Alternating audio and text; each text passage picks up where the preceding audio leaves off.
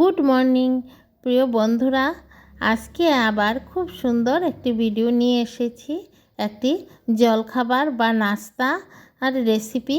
বন্ধুরা, আমি ভারতের আসামের হোজাই থেকে আমি জয়া আজকে এই ভিডিওটি করছি আমার বন্ধুদের উদ্দেশ্যে, যে বাচ্চারা এখনকার দিনে শাকসবজি খেতে চায় না। তাই আমি একটা পরোটার রেসিপি আমি আজ আপনাদের দিলাম উপহার হিসাবে। দেখুন আপনার বাচ্চাকে বানিয়ে দিলে কি করে ও খেয়ে ফেলবে, এবং এর মধ্যে আপনারা যে কোনো সবজি অ্যাড করতে পারেন বা শাক অ্যাড করতে পারেন।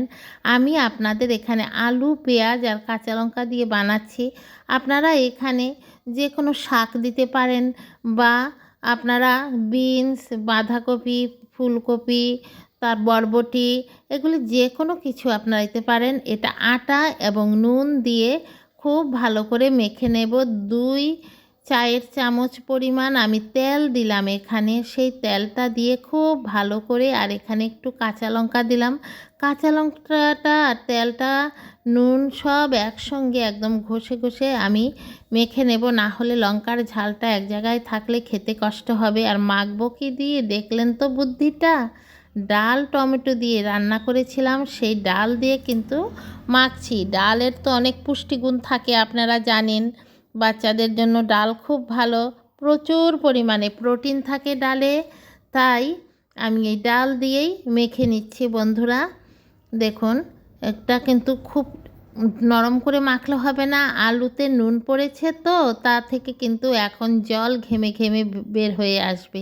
তাই একটু শক্ত করে মাখতে হবে, তারপরে কিন্তু দেখবেন ডোটা নরম হয়ে যাবে। প্রয়োজনে একটু আটা অ্যাড করতে হবে বন্ধুরা। এইভাবে আমি সবগুলি মেখে নিলাম।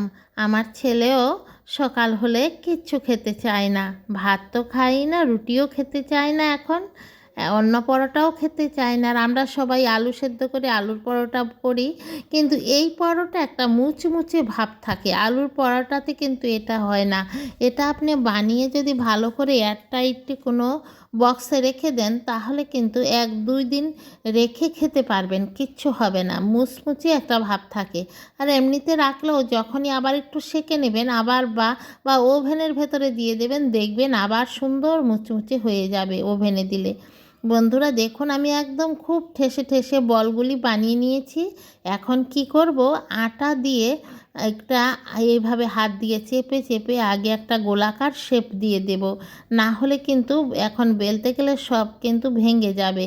যেহেতু এখানে সবজি, তাই আমি এখানে শুধু আলু, পেঁয়াজ, কাঁচা লঙ্কা দিয়েছি। আপনারা অন্যান্য সবজিও দিতে পারেন, কোনো প্রবলেম নেই, কিন্তু খুব মিহি করে কাটতে হবে বা কাটারের সাহায্যে কাটতে হবে। দেখুন বন্ধুরা, সবজি সেদ্ধ করে যদি আমরা রুটির মধ্যে দেই, তাহলে তার কিন্তু ভিটামিনটা চলে যায়।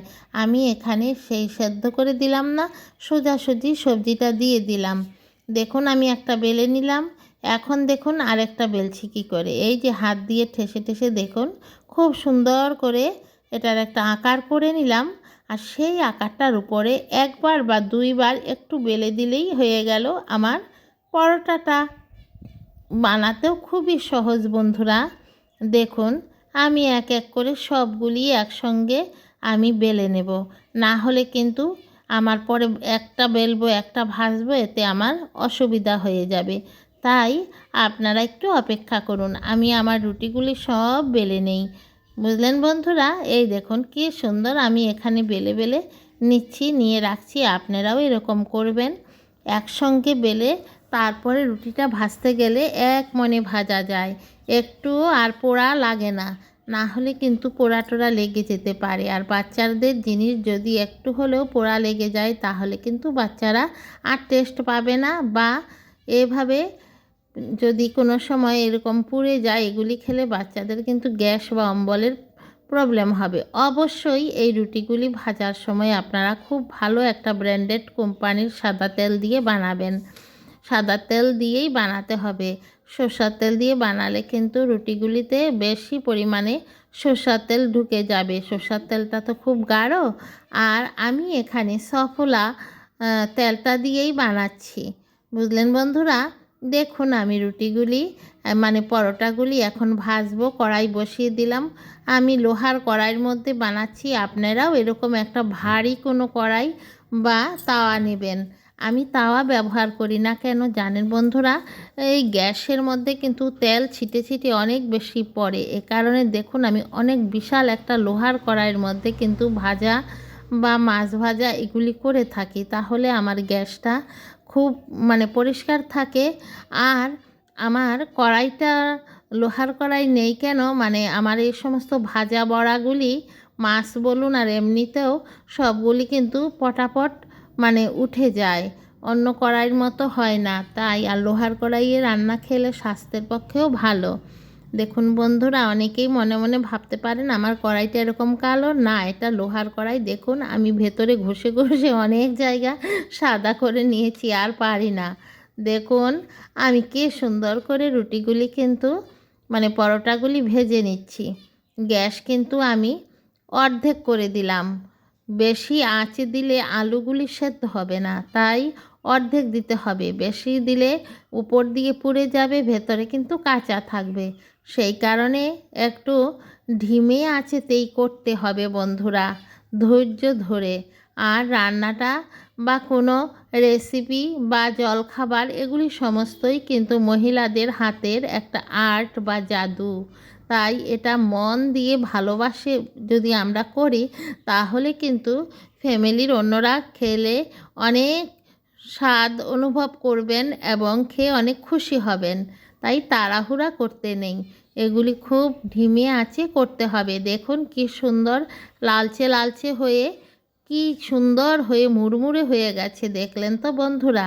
এটা খালি খালি খেতেও অত্যন্ত সুস্বাদু। আর রাত্রে ডিনারেও রাখতে পারেন, সকালের জলখাবারেও দিতে পারেন বাচ্চাদের। আমরা নিজেরাও জলখাবারে খেতে পারি, বা আমাদের বাড়িতে কোনো অতিথি এলে অতিথিকেও দিতে পারি, বা আমরা বিকেলের টিফিনেও বা নাস্তাতেও এটা রাখতে পারি, বুঝলেন বন্ধুরা? বা কেউ যদি অফিসে টিফিন নিয়ে যান হাজব্যান্ডরা, ওনাদের টিফিন বক্সেও দিতে পারেন। এটা সবজি দিয়েও খেতে পারবে, ডাল দিয়েও খেতে পারবে, বা কোনো সস বা জেলি বা জ্যাম দিয়ে যা দিয়ে খান। কেউ তো মিষ্টি, সবার মুখের টেস্টটা তো সমান না, কেউ একটু মিষ্টি ভালোবাসে, কেউ একটু ঝাল ভালোবাসে। যে যেরকমভাবেই খেতে চান এটা খুবই মানে টেস্ট লাগবে। তাই আমি আমার ছেলেকে এরকম আজ আলু দিয়ে বানিয়েছি, না হলে আমি অনেক বিনস দেই, বরবটি দেই, পটল দেই, যা ইচ্ছা তা দেই, কিন্তু সবগুলি কিন্তু এত সরু সরু করে কাটি, মানে সবগুলি কিন্তু আটার সঙ্গে অ্যাডজাস্ট হয়ে যায়। আপনারাও এরকম করবেন, করে বানাবেন। সেদ্ধ করে দিলে কিন্তু সকল ভিটামিন চলে যায়, কিন্তু এটাতে আর ভিটামিন যাবে না। আর দেখুন আমি তেল কিন্তু এত ডুবো তেলে দিচ্ছি না, তেল আমি কম কম করেই দিচ্ছি, বুঝলেন বন্ধুরা? তাহলে বন্ধুরা কীরকম লাগছে আজকে? যদি কোনো নতুন বন্ধু আমার ভিডিওটি দেখছেন, অবশ্যই বন্ধুরা একটা লাইক দিয়ে সম্পূর্ণ ভিডিওটি দেখবেন এবং আমার চ্যানেলটিকে সাবস্ক্রাইব করে আমাকে বন্ধু করে বেল আইকনটি প্রেস করে রাখবেন। যখনই নতুন কোনো ভিডিও আপলোড করব সঙ্গে সঙ্গে আপনার কাছে চলে যাবে। এবং সকল বন্ধুদের কাছে অনুরোধ, একটি করে লাইক দিয়ে দেবেন বন্ধুরা।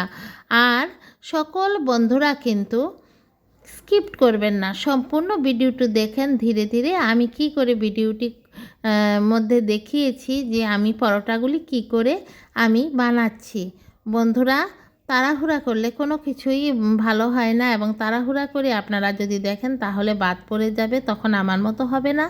বন্ধুরা আমি ভারতের আসাম থেকে আবারও বলছি, দৈনন্দিন জীবন চ্যানেল 2 এর পক্ষ থেকে আমার সকল বন্ধুদের জানাই আমার অনেক অনেক শুভেচ্ছা, ভালোবাসা, এবং একটি নতুন সকাল নতুন দিনে আবারও আপনাদের অনেক অনেক শুভেচ্ছা।